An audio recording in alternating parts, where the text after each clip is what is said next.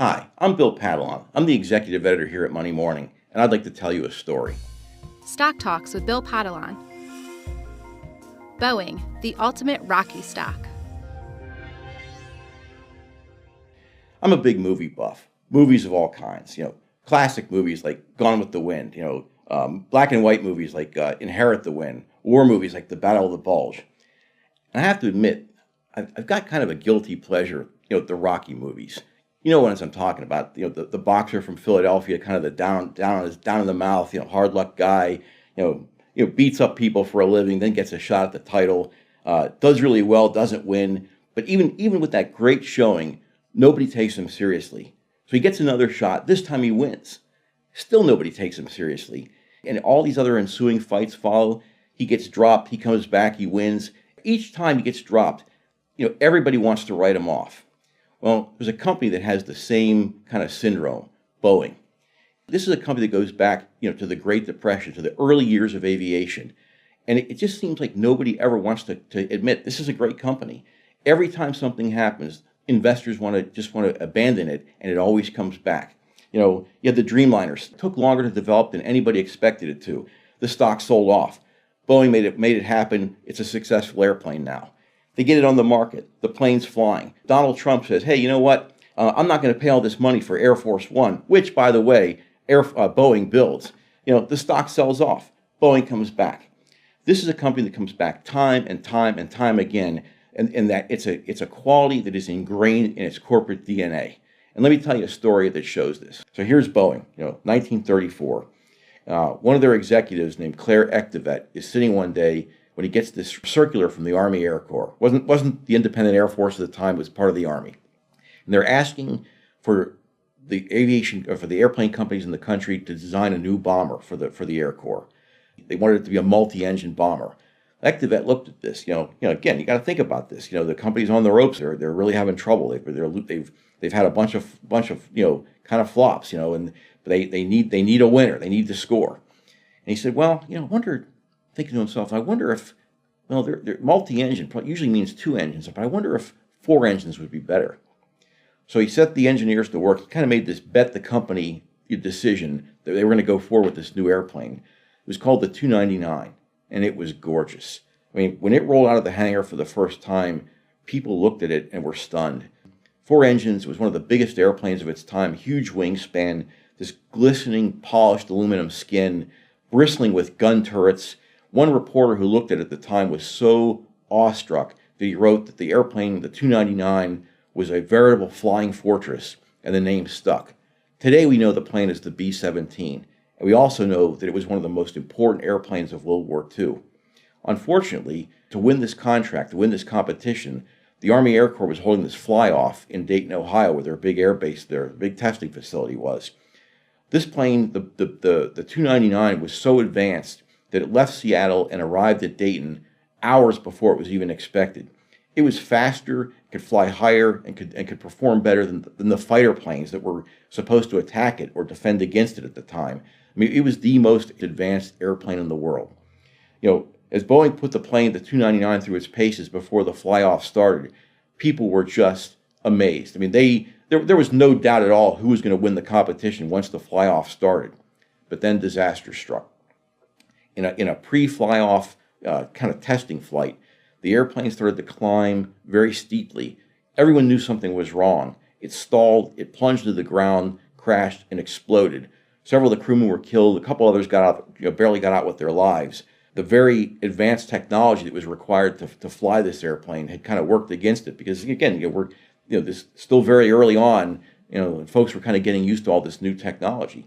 So the Air Corps had to award this contract to another company. But they'd seen enough to know that this was an airplane that they needed to have. So they also awarded a contract to Boeing to build a small number of these planes.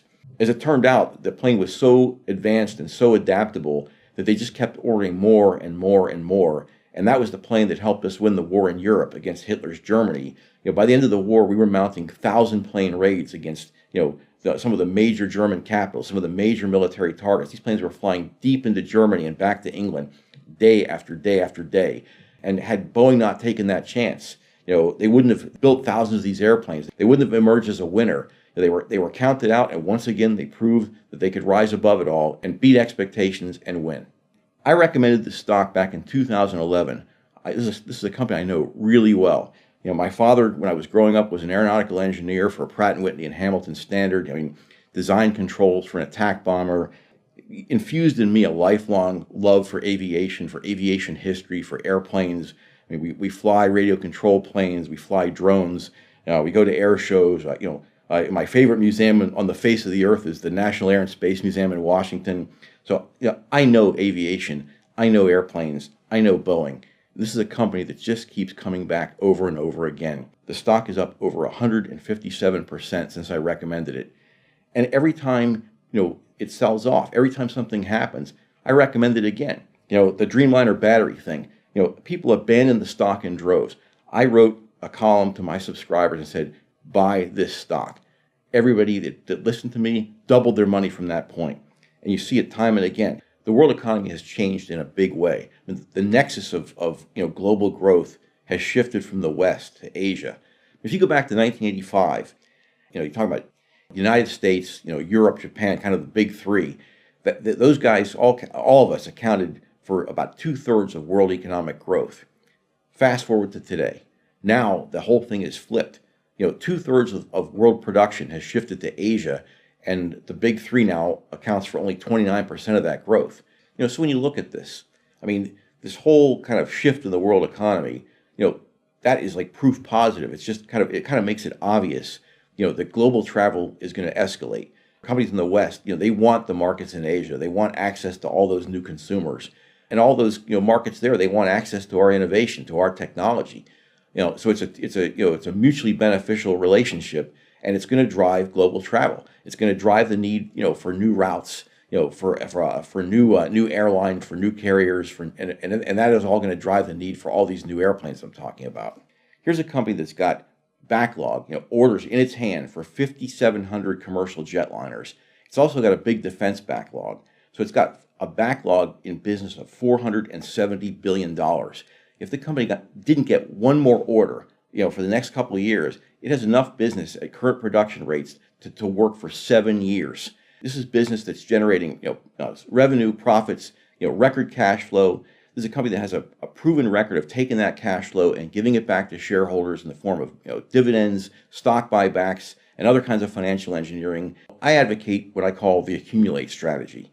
You buy a block of the stock now, you establish a foundation, you're in the stock, you're making money, and invariably when these sell-offs happen, when people give up on Rocky, when they give up on Boeing, and they run to the sidelines and the stock sells off, take a few dollars and throw it in the stock and buy more. Add to your position.